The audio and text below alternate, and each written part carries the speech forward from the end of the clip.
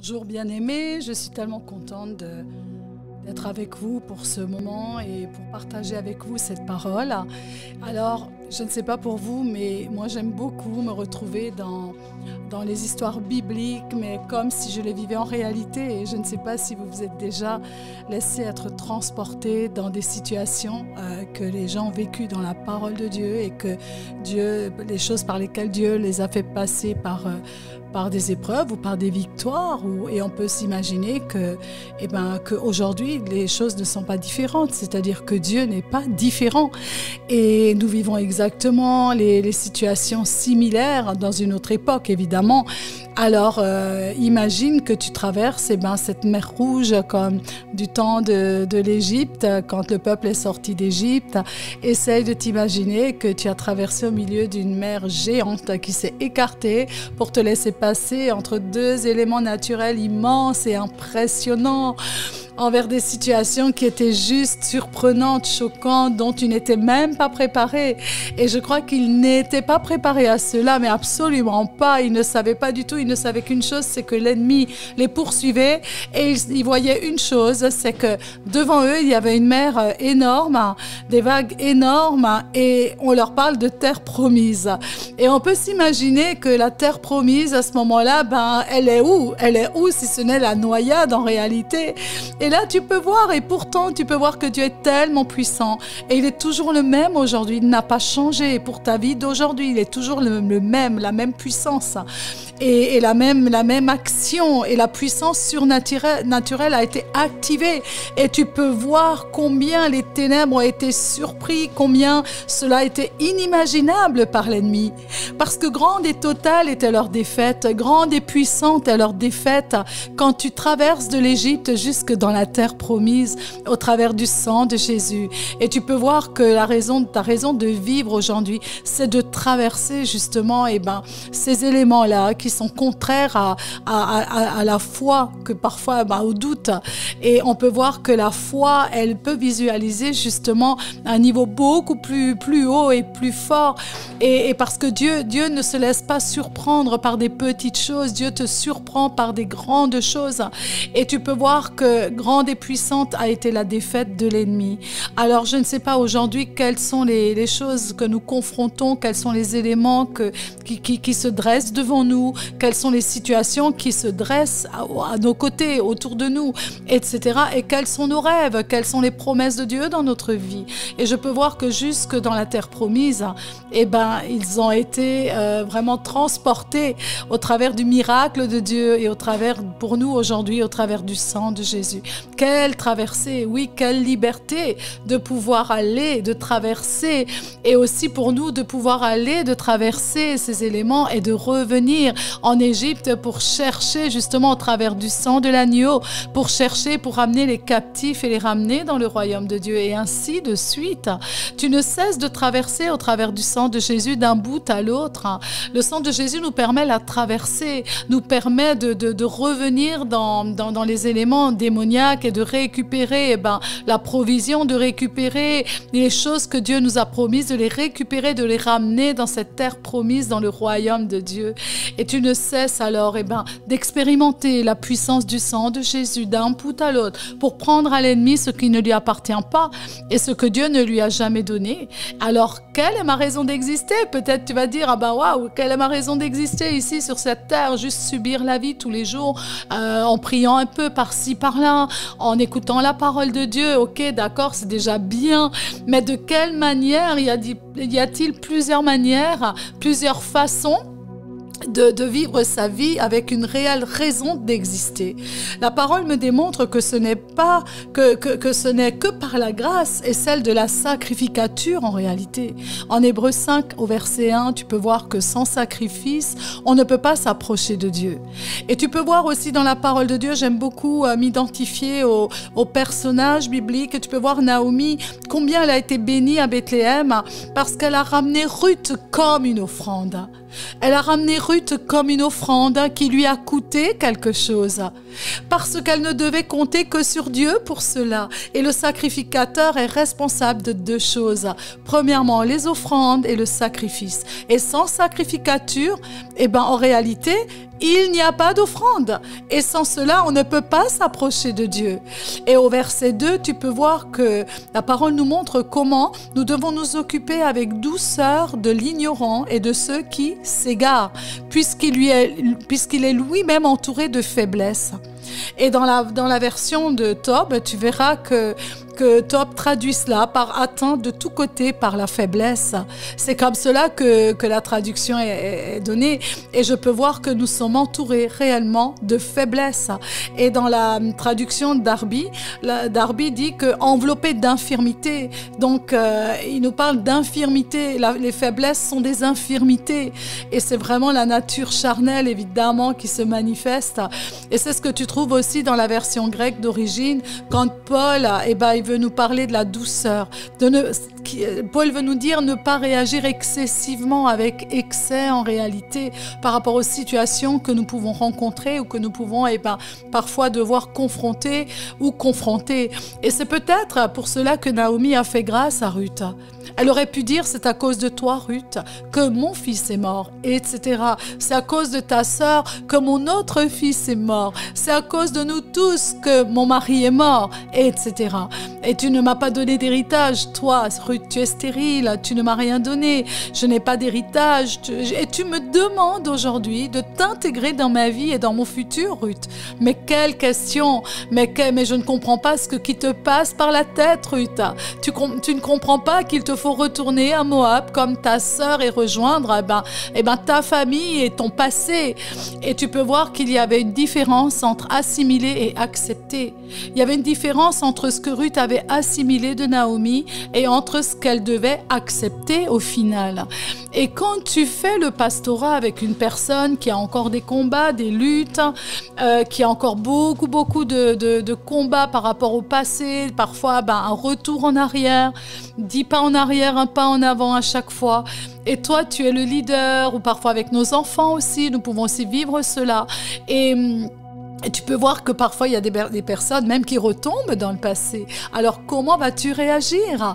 Qu'est-ce qui va te passer en premier dans tes pensées? Qu'est-ce que l'ennemi va placer dans tes pensées en premier? Et tout de suite, il y a le jugement qui vient. Tout de suite, il y a des pensées de jugement en se disant, j'ai tout donné, j'ai tout fait, j'ai essayé de suivre cette personne, j'ai tellement prié, j'ai tellement jeûné pour elle. Et regarde encore, elle n'a pas compris la parole, elle ne veut pas de Dieu, etc., etc. Et parfois, on est prêt à baisser les bras et à abandonner.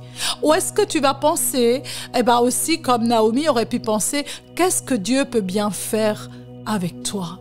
Au final, il ne fera rien avec toi, avec ta vie. Regarde tes faiblesses, regarde combien tu n'as même pas la crainte de Dieu, etc. Tu as péché, tu n'aurais pas dû faire ci, et je te l'avais dit, et mes conseils étaient les meilleurs, et tu n'as pas écouté, et tu ne crains pas le Seigneur. Et puis ceci, on a tellement de choses passent par notre tête et dans notre bouche aussi parfois, etc. Mais le sacrificateur, la parole me montre dans Hébreux 5 que le sacrificateur, que le leader que nous sommes, que le pasteur que tu es, ou que la maman que tu es dans ta maison au milieu de ta famille, Dieu nous montre que nous ne sommes que humains. Et pour savoir aussi que nous sommes faibles. Dieu veut nous montrer que nous-mêmes, nous sommes faibles. Et Naomi, d'un coup, elle va comprendre cela. Et elle va dire, ok Ruth, tu ne sais pas ce que tu me demandes. Peut-être c'est parce que tu es ignorant, tu ignores bien des situations difficiles qui se présentent pour moi maintenant. Tu ignores complètement ce qui m'attend, Ruth. Tu ne comprends rien. Mais elle s'est dit non, moi, Naomi, moi aussi, je suis aussi humaine et faible et je ne pourrai rien te promettre, Ruth, en réalité. Je suis aussi faible et humaine et je ne peux rien te promettre. Dans l'immédiat, je n'ai rien à t'offrir, Ruth. Mais c'est en intégrant Dieu dans cette décision, parce que Naomi va maintenant intégrer Dieu dans cette décision que Naomi se dit alors, au final, je me mets à sa place. Je me mets à la place de Ruth maintenant concernant ma ma propre vie. Parce que concernant ma propre vie, pour moi, tout est flou, comme pour elle au final. Je n'ai pas plus de visuel devant moi, je n'ai pas plus de choses devant moi qui pourraient me montrer que tout va aller bien. Non, moi je m'appelle amère, je suis amère. Les gens m'appellent Mara, les gens m'appellent Naomi, la mère, celle qui n'a plus rien. Et vous pouvez voir que, alors que tout se trouve vraiment complètement dans la confusion totale pour elle et pour Ruth, je peux voir qu'elle va dire une parole. Il me doit de retourner à Bethléem pour faire la volonté de Dieu. Et j'aime beaucoup cela parce que Naomi a comprise que maintenant, il lui faut faire la volonté de Dieu, c'est la volonté parfaite de Dieu. Et ensuite, Naomi, je peux voir son changement de décision. Elle va se dire, au final, je fais grâce à Ruth pour que Dieu me gracie moi-même. Et je peux voir combien ça est important que nous fassions grâce à des Ruth, que nous fassions grâce à des personnes, à nos enfants, que nous fassions grâce à des personnes que Dieu nous confie, que nous fassions grâce aussi les uns envers les autres surtout, ce qui n'est pas toujours le cas. Et là, Dieu nous montre que faire grâce à l'autre, c'est se gracier aussi soi-même. C'est que Dieu va te gracier toi-même. Et ça, c'est merveilleux. Ce qui compte pour moi au travers de mes faiblesses, se dit Naomi, c'est que toi, Ruth, tu deviennes cette femme accomplie pour Dieu. Waouh, est-ce que c'est pas merveilleux de penser à l'autre en se disant, waouh, ce qui compte pour moi, c'est que ta vie s'accomplisse pour Dieu. Et que tu sois leader, que tu sois pasteur, que tu sois maman, que tu sois une amie, peu importe, c'est ce qui doit te préoccuper. C'est que Dieu fasse grâce à cette personne pour laquelle tu as prié, tu as pleuré, tu as jeûné, ces personnes que Dieu a placées sur ta route. Et durant une saison même, parce que la vie ne dure pas qu'une saison, la vie elle continue jusque dans l'éternité.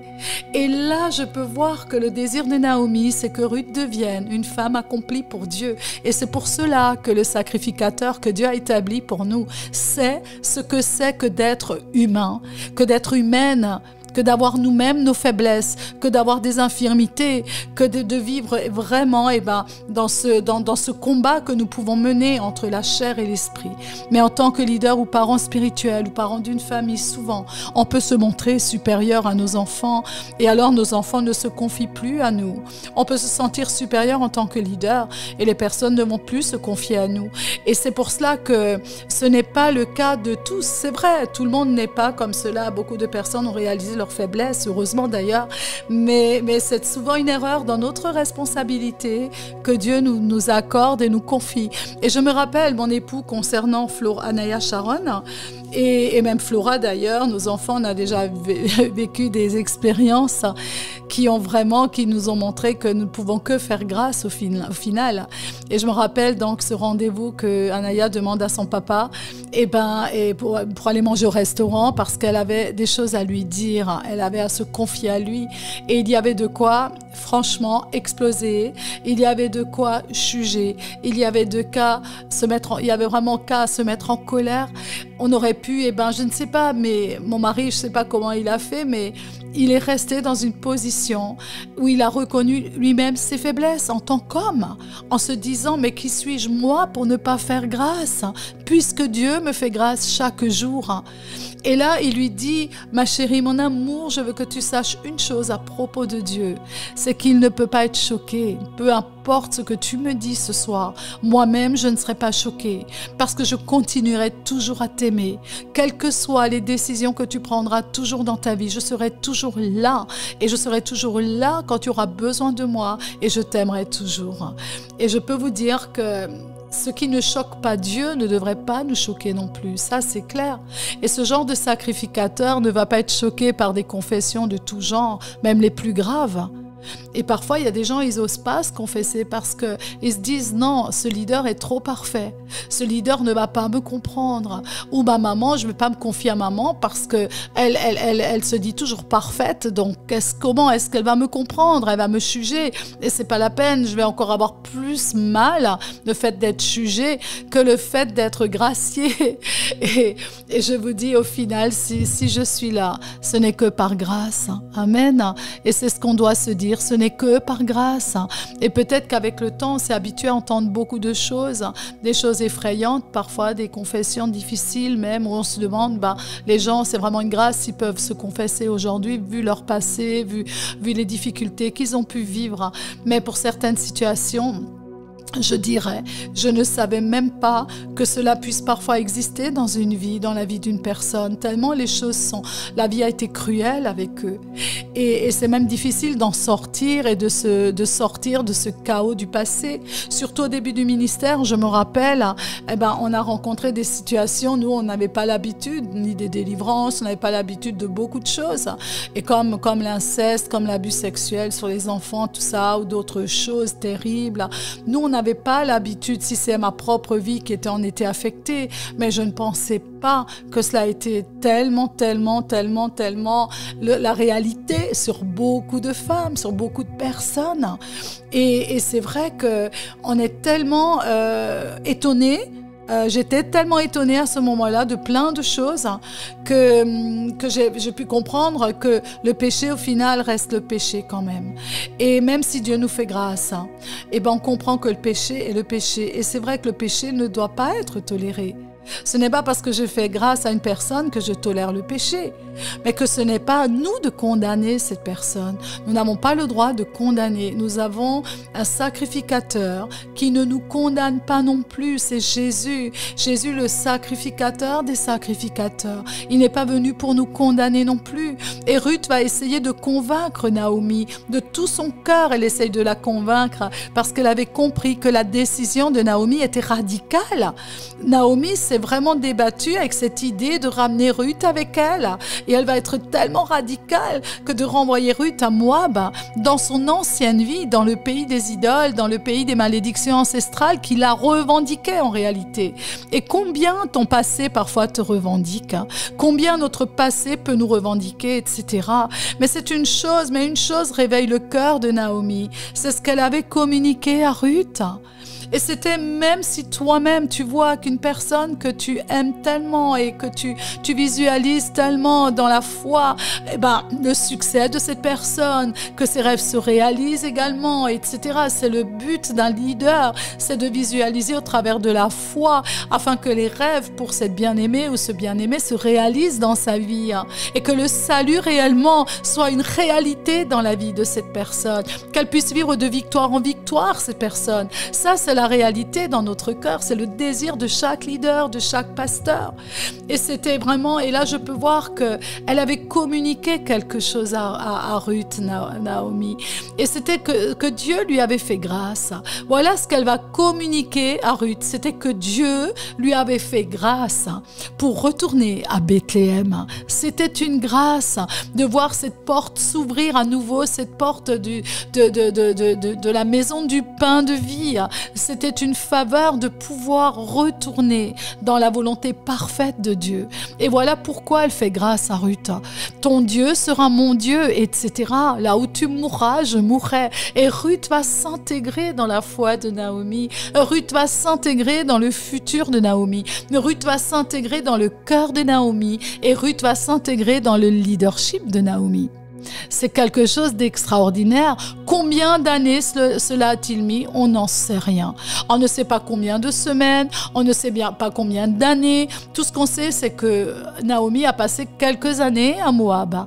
Et avec ses belles-filles et ses fils et son mari, ils ont vécu une vie sur place. Et des années ont passé dans cette atmosphère, dans cette ambiance de Moab. Et tu peux voir que dans le futur de Naomi, elle va donc intégrer Ruth. Et dans le cœur aussi, dans son cœur, elle va intégrer Ruth. À un moment donné, on intègre tellement les personnes dans notre cœur que quoi qu'il arrive dans leur vie, ce n'est qu'un regard de compassion qu'on peut avoir et des paroles qui ramènent, qui donnent ce désir à cette personne de revenir et de connaître Dieu pleinement à 100%. Et tu peux voir que pendant des années, Ruth va assimiler. Elle va assimiler tout ce que Naomi va vivre, va dire, le style de vie de Naomi. Elle avait toujours gardé ce contact avec le Dieu d'Israël. Et puis, tu peux voir que Ruth, elle est quand même témoin de cela. Elle est vraiment, elle capte des choses, elle assimile. Mais elle n'avait pas encore accepté en réalité le Dieu de Naomi. Entre assimiler et accepter, il y a une grande différence. Mais maintenant, parce que Naomi fait grâce, Ruth accepte. Ruth accepte la nature de la sacrificature de Naomi. Ruth va maintenant accepter que Naomi n'est pas qu'une maman, mais qu'elle est aussi devenue un leader, une forme de moteur qui a vraiment boosté Ruth pour justement aller jusqu'à Bethléem et traverser tous les combats, tous les éléments qui pouvaient se présenter de chaque côté, les gens qui la critiquaient, les gens qui la jugeaient comme étant une étrangère, une Moabite, une ennemie d'Israël en plus. Alors, je ne sais pas si tu peux t'imaginer comment Ruth, parce que Naomi prend Ruth par la main pour traverser et pour aller dans cette terre promise, pour sortir de Moab, non pas de l'Égypte, mais de Moab, et c'est le même combat, et pour aller de l'autre côté, au travers de la volonté parfaite du Seigneur. Ruth accepte la nature de la sacrificature de Naomi. Naomi avait répandu ses clameurs. Il y avait certainement, Naomi n'avait plus de larmes à verser. Elle avait versé toutes les larmes de son corps. C'était son Gethsémani. Elle a passé dans la vallée de l'ombre de la mort pour sa propre vie et sa condition. Et ensuite, tu vas voir combien elle fait grâce à Ruth. Et comme si elle dit, non pas ma volonté, mais la tienne. Ô Dieu d'Israël, au travers de la souffrance. Waouh! Oui, c'est vrai, au travers de la souffrance. Et souvent, Dieu nous brise dans le ministère. Et ce qui nous fait souvent mal, c'est quand d'autres dévient, ou quand d'autres personnes qu'on aime énormément, qu'on aime vraiment et qu'on a amené à la croix, et quand ces personnes-là ont encore tellement de difficultés, tellement de combats, et tellement de luttes, et tellement de choses détournées, tellement de choses parfois cachées aussi. Mais tout en sachant que Dieu voit toutes choses et que le Seigneur est au contrôle. Et c'est ça, et c'est une souffrance. Parfois, notre cœur est brisé justement parce que l'attitude n'est pas correcte. L'attitude même face à Dieu n'est pas une attitude de crainte de Dieu. Et nous souffrons parfois pour ces bien-aimés. On est en train de les enfanter. On enfante nos propres enfants, nos neveux, nos nièces, parce qu'on voit que parfois ils sont sur le mauvais chemin. Et ce qui est merveilleux, c'est que c'est au travers de la souffrance que tu deviens le sacrificateur, que tu deviens ce leader, ce pasteur. C'est au bout de combien d'années où j'ai pleuré des larmes de tout mon être pour des personnes que Dieu m'a confiées, tout simplement pour mes propres enfants également. Et ça, c'est ton appel, ça, c'est ta raison d'exister aujourd'hui. Et tu deviens le sacrificateur, alors selon Hébreux 5 au verset 1. Et ça, ce fut le Gethsémani de Naomi. Alors, pour en revenir à Jésus, notre souverain sacrificateur, il est allé à Gethsémani lui-même. Et il a été tellement éprouvé, le plus éprouvé à Gethsémani, parce que lui qui a tout offert à Dieu, Jésus marchait dans la crainte de son Père. Il marchait dans la crainte de son Père qu'il connaissait, il avait une communion avec le Père. Et pourtant Jésus va apprendre à devenir ce souverain sacrificateur. Tout n'était pas acquis pour le Seigneur. Il a dû conquérir, il a dû devenir ce souverain sacrificateur pour que nous puissions avoir la vie aujourd'hui. Jésus marchait pourtant dans la crainte, non pas que la piété, mais une sainte crainte de Dieu. Alors comment la crainte du Seigneur s'est manifestée en Jésus dans ses prières ? Tu peux voir les prières de Jésus dans Hébreux 5 au verset 7. Oui, c'est lui qui, dans les jours de sa chair, ayant présenté avec des grands cris, avec larmes, des prières et des supplications à celui qui pouvait le sauver de la mort. Waouh! Avec des grands cris, avec des larmes, avec des prières et des supplications, me dit la parole. Et il criait vers son Père, à celui qui pouvait le sauver de la mort. Et ayant été exaucé à cause de sa piété, au verset 8, il a appris, me dit la parole, écoutez bien, au verset 8, il a appris bien qu'il fut fils, l'obéissance par les choses qu'il a souffertes pour devenir un souverain sacrificateur. Et là, je me dis, waouh, Jésus n'avait rien de facile, il n'avait rien de plus facile que nous, même pire. Parce qu'il y avait un combat entre les tentations qu'il vivait instant après instant et puis ce qu'il devait devenir, c'est-à-dire un souverain sacrificateur. Jésus devait être qualifié Il fallait qu'il accède à la qualification pour accéder à la croix et pour ressusciter. Mais Dieu l'a choisi parce qu'il a rempli toutes les conditions. Il n'a pas obtenu cela parce qu'il était le Fils de Dieu. Non, pas du tout. Il n'y avait pas une exception. Il a dû passer par notre processus, par le processus de l'homme dans l'humanité. Il a dû passer par cela à cause du péché. Et Philippiens 2 nous dit qu'il a paru comme un vrai homme. Donc il a paru dans la chair comme un vrai homme. Il s'est humilié lui-même, se rendant obéissant jusqu'à la mort. Philippiens 2, 8 et 9. Qui dans les jours de sa chair, ayant fait monter des prières et des supplications à celui qui pouvait sauver hors de la mort, avec forts cris et larmes, me dit la parole, et ayant été entendu à cause de sa piété, waouh, sur la terre, alors qu'il est toujours dans la chair. Et là, je me rends compte, mais quelle souffrance! Jésus est un sacrificateur, mais pas un sacrificateur selon la tribu de Lévi. Tu peux voir que Jésus n'offre pas les mêmes offrandes que les sacrificateurs de la tribu de Lévi. Ils devaient avoir quelque chose à offrir parce que tous les sacrificateurs font des offrandes. Mais il n'était pas lévite, Jésus. Donc, il n'a pas offert les sacrifices lévitiques. Alors, quelle était son offrande? Imagine quelle était l'offrande de Jésus. Dans les jours de sa chair, oui. Dans les prières, oui. Dans les cris, oui. Dans les supplications, oui. La parole le dit bien, supplication. La prière de Jésus était une demande pour quelque chose d'essentiel. Et tu peux voir ce qui est merveilleux, c'est que quand on prie, quand on demande des choses essentielles au Père, au nom de Jésus, et même pour des personnes qui sont encore en difficulté, qui sont en train de reculer, en train de revenir et de reculer encore, etc. Des personnes qui n'ont pas encore, réellement eu la révélation profonde de la croix, de l'œuvre de la croix. Je peux te dire que Jésus a connu la supplication spécifique. Il a supplié pour notre propre salut, pour qu'aujourd'hui nous puissions exercer la sacrificature selon son cœur.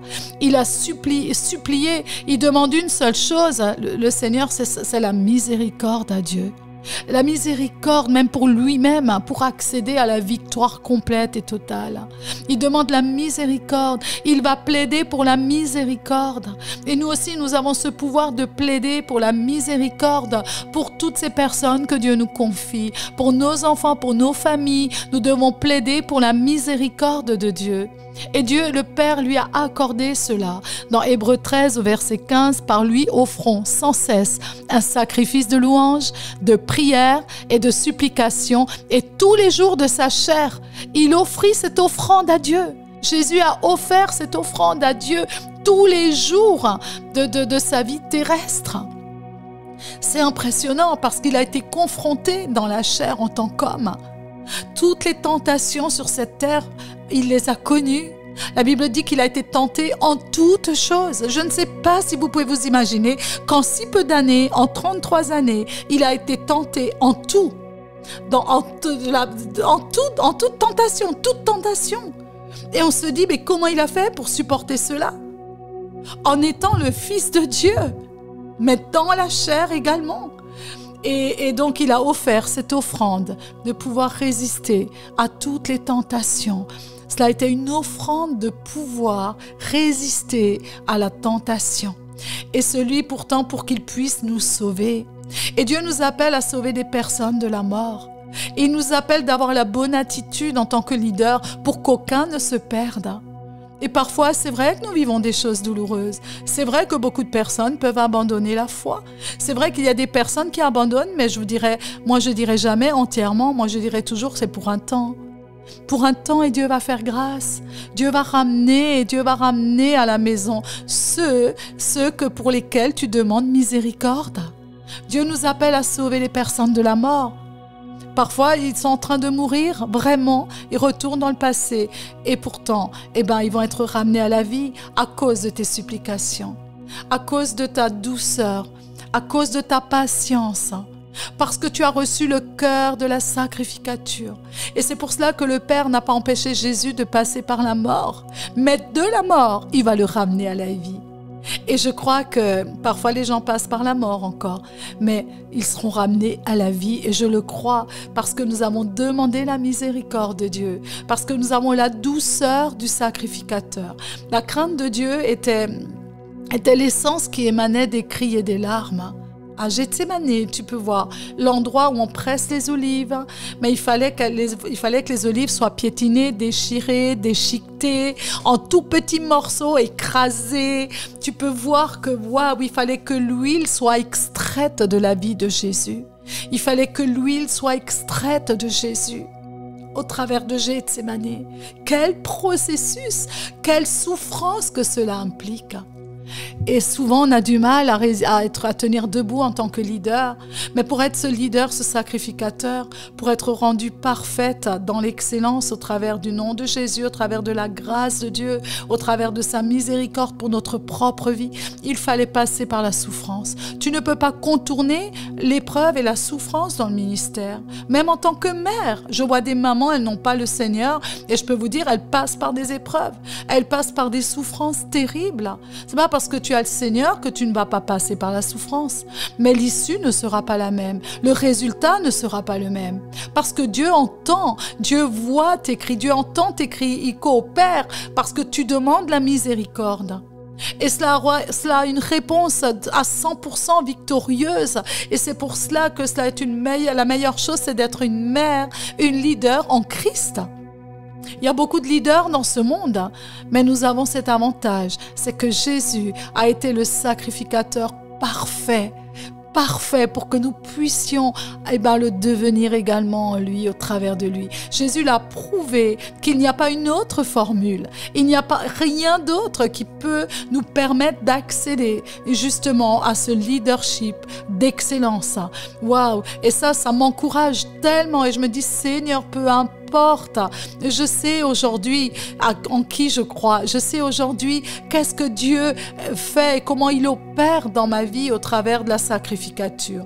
Tout ce qu'il rend parfait passe par le processus. Tu sais quoi? Pas cool.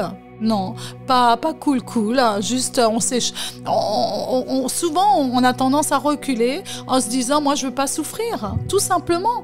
Et beaucoup de gens ont reculé, se sont mis à l'écart. Pourquoi? Parce que dès que la souffrance s'est approchée d'eux, ah pasteur, je vais prendre un temps à part. Je ne sais pas, vous avez entendu ça combien de fois? Ah, je prends un temps à part, pasteur. Pourquoi? Parce que la souffrance a commencé à s'approcher d'eux.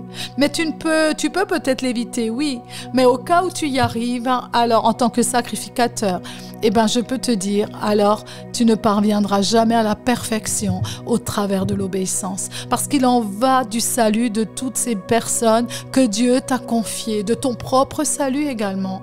Et cela, tu y parviendras qu'au travers de la perfection, au travers de l'obéissance. Et c'est pour cela et par cela que Jésus a souffert. Et à Gethsémani, il va dire, non pas ma volonté, Père, mais la tienne. Mais la tienne, Seigneur. Père, la tienne, ta volonté.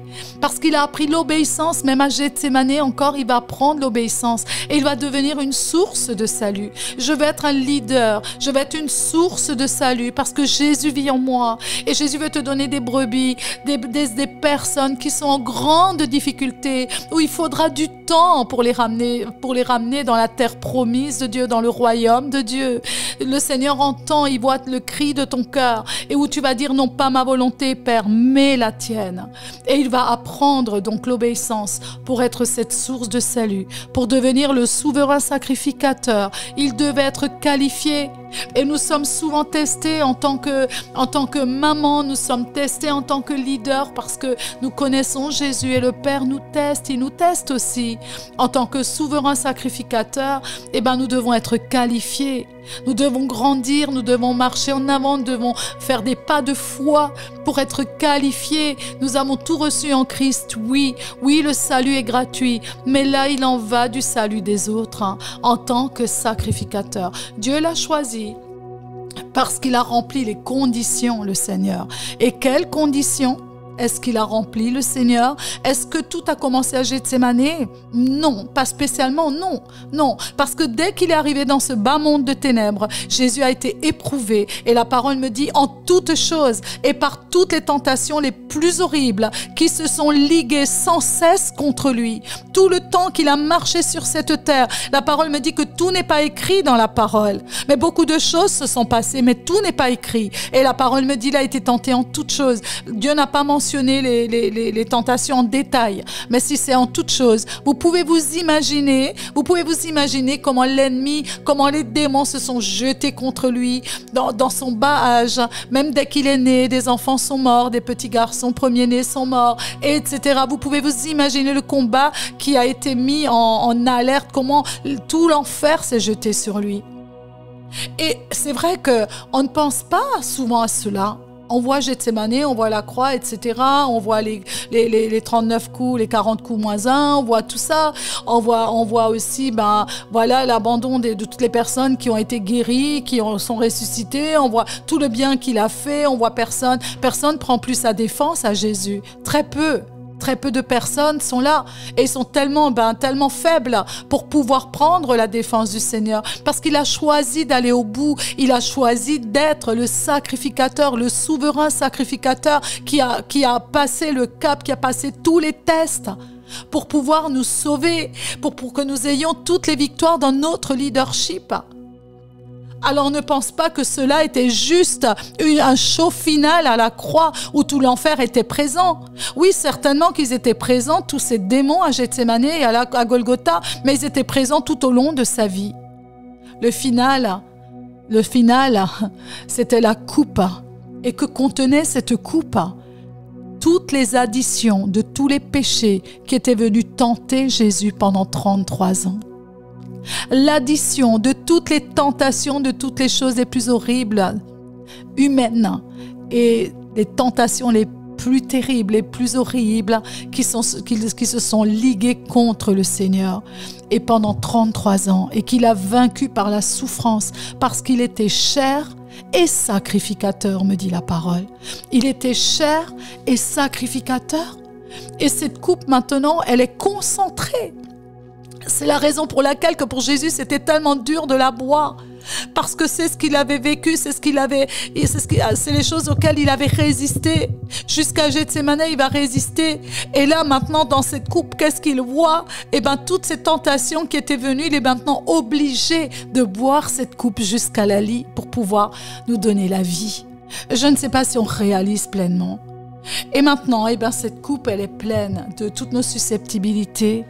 Elle est pleine de toutes nos haines, elle est pleine de tous nos jugements, elle est pleine de toute notre impatience, de toutes nos colères, de nos critiques, de nos blessures, de nos crimes, de nos manques d'amour, de nos manques de grâce et de miséricorde, de tous les esprits de religiosité avec lesquels on a collaboré.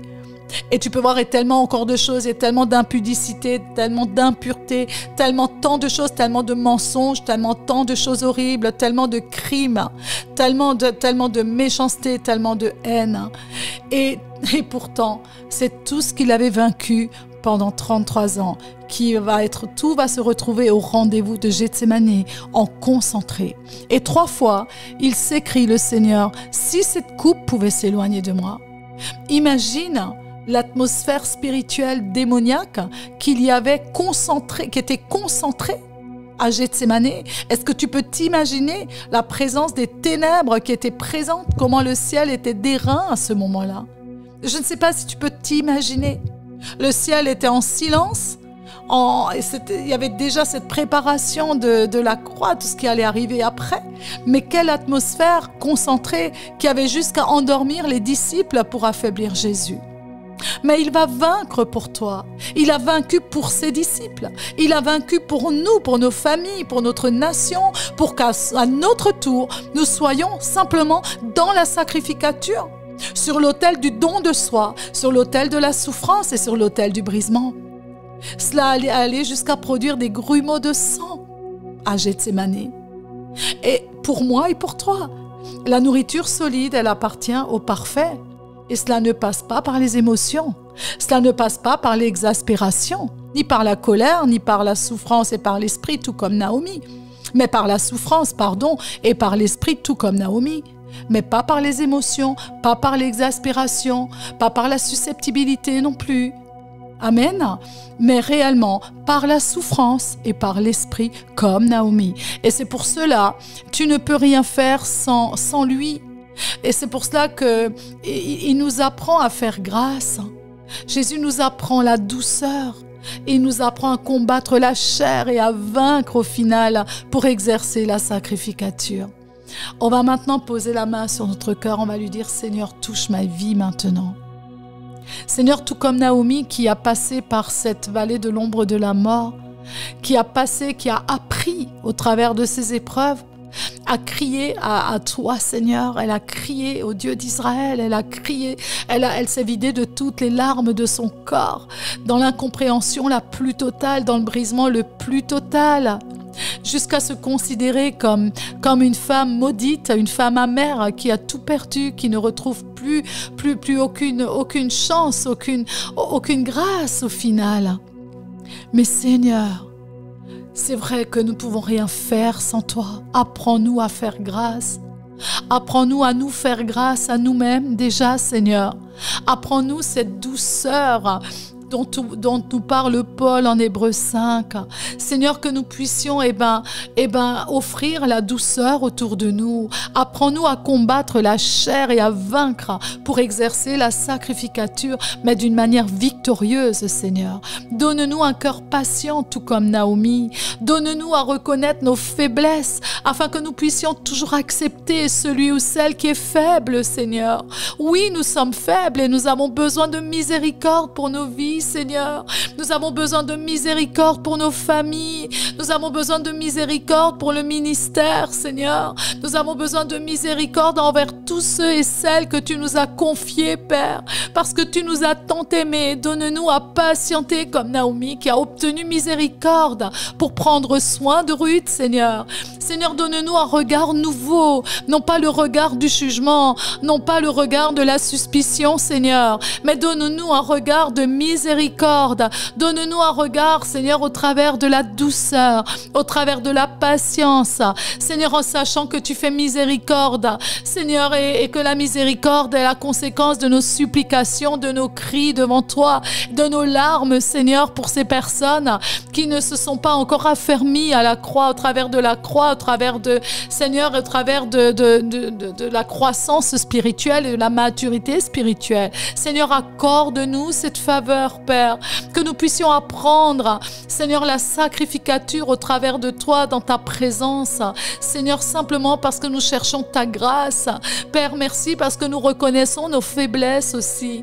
Et c'est la raison pour laquelle, Seigneur, que nous avons besoin de toi. Nous avons besoin de nous identifier à toi, Seigneur, parce que tu es le meilleur exemple du ministère sur cette terre. Tu es le meilleur exemple du caractère divin sur cette terre. Tu es le meilleur exemple et la meilleure douceur, Seigneur, que tu nous accordes aujourd'hui dans le ministère, Seigneur. Tu nous accordes à ne pas, Seigneur, à ne pas être incompréhensible auprès de l'ignorant, celui qui n'est pas encore dans la connaissance totale de ta parole, Seigneur, parce que nous-mêmes, nous avons encore des faiblesses. Père, nous te demandons pardon pour nos faiblesses. Te demandons pardon pour toutes les fois où nous avons mal considéré celui qui n'a pas compris ta parole. Nous avons mal considéré celui, Seigneur, qui a encore des combats avec son Moab, comme Ruth, Seigneur, qui est venue de Moab et qui est allée jusqu'à Bethléem. Père, quelle grâce, quelle victoire, parce que Naomi, elle a pu voir ta grâce manifestée. Elle a pu voir le miracle, Seigneur, de la grâce dans sa vie. Combien cela produit du fruit, Seigneur, d'excellence.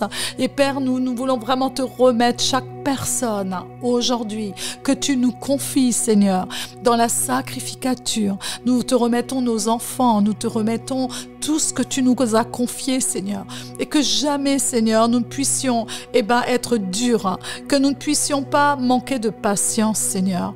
Oui, quelquefois, nous aimerions que les choses avancent plus vite. Oui, quelquefois, nous aimerions que les personnes soient déjà devenues eux-mêmes des leaders. Quel que soit, nous aimerions telle ou telle chose pour pour les bien-aimés et le meilleur d'ailleurs. Mais Seigneur, tu vois combien, toi-même étant patient avec nous, nous le serons avec eux, Seigneur. Et nous savons, Seigneur, qu'au final, à cause de la miséricorde que tu nous accordes, au travers de nos larmes et de nos supplications, Père, nous traversons cette mer rouge. Nous allons et puis nous revenons récupérer ceux qui sont perdus et nous continuons à espérer en toi et à croire en toi. Et nous continuons, Seigneur, à faire le ministère d'une manière, Seigneur, consacrée à toi. Prends chaque larme qui a été versée, Seigneur, pour chaque bien-aimé. Oh Seigneur, je te rends grâce, Père, parce que rien n'a été en vain. Aucune souffrance n'a été vaine. Aucune souffrance n'a été vaine, Seigneur. Parce que chaque souffrance, Seigneur, est un morceau de ton cœur activé, est un morceau, Seigneur, de tes propres souffrances, comme toi-même tu as ressenti à cause de nos péchés. Et à chaque fois, Seigneur, que nous te décevons, tu souffres encore de cette manière. Et je te remercie, Père, pour le privilège que tu nous donnes, que de te servir aujourd'hui d'une manière tellement merveilleuse. Parce que, Seigneur, il n'y a rien de meilleur que d'être ton enfant, que d'être ta fille, d'être, Seigneur, celle qui te sert. Seigneur, il n'y a rien de meilleur que de venir à la croix, Seigneur, et de venir, Seigneur Jésus, de passer par des Gethsémanés dans notre vie, parce que toi-même tu y as passé. Mais en toi, Seigneur, nous sommes victorieux. Et Seigneur, aucune brebis ne manquera à l'appel. Et nous les ramenons toutes, Seigneur. Nous ramenons tous nos enfants dans l'éternité, Père. Dans le nom de Jésus, nous le déclarons qu'aucun ne manquera, aucune ne manquera à l'appel, Seigneur. Simplement, à cause de la miséricorde que tu nous accordes aujourd'hui, dans le nom de Jésus, je t'ai prié, Père. À toi l'honneur, la louange et la gloire te reviennent. Amen et Amen. Et soyez toutes bénies. Expérimentez cette parole dans votre vie et cela vous permet aussi peut-être de mieux comprendre le pourquoi parfois on passe par des choses difficiles en tant que maman et en tant que leader ou en tant qu'ami. Sachez que la victoire est à vous, elle est belle, elle est grande, elle est puissante dans le nom de Jésus. Soyez toutes bénies et je vous dis à bientôt.